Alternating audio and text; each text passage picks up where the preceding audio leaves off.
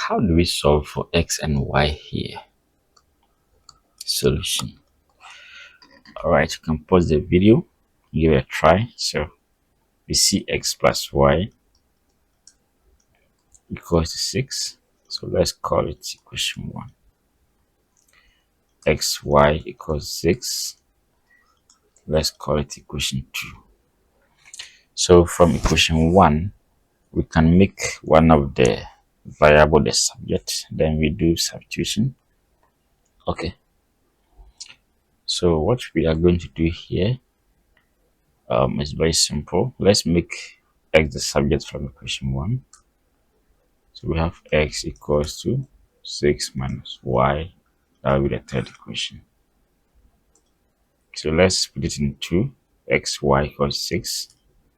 So xy, so x is 6 minus y times y equals 6. Okay, so let's expand. 6y minus y squared equals 6. And we have this one. Okay, let's arrange it as a quadratic. So this one in will be y squared minus 6y plus 6 equals 0. So let's compute the square of this. So we have y squared minus 6y equals minus 6. So let's take half of coefficient of y squared.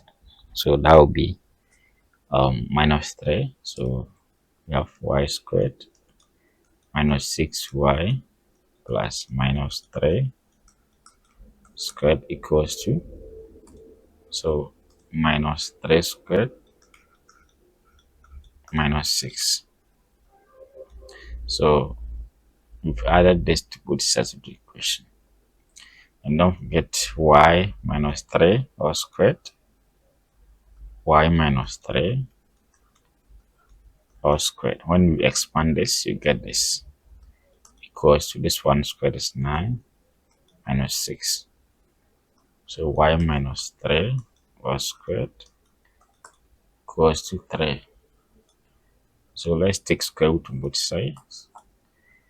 So this side will go y minus 3 equals to plus or minus square root of 3. So we can say that y equals to 3 plus or minus square root of 3. So that is for y. But remember, we have to x, and this is x. X is 6 minus y. So my x is 6 minus y. So let's do substitution and solve for x as well. 6 minus this y. Let's use into this bracket. 3 plus or minus square root of 3. And the same as 6 minus 3. So this minus will make this one interchange, minus or plus square root of 3.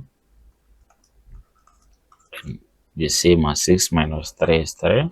3 minus or plus square root of 3. So what it means is that when y is plus, the x will be minus, and when y is minus, x will be plus. So we have two solutions here. All right, thanks for watching.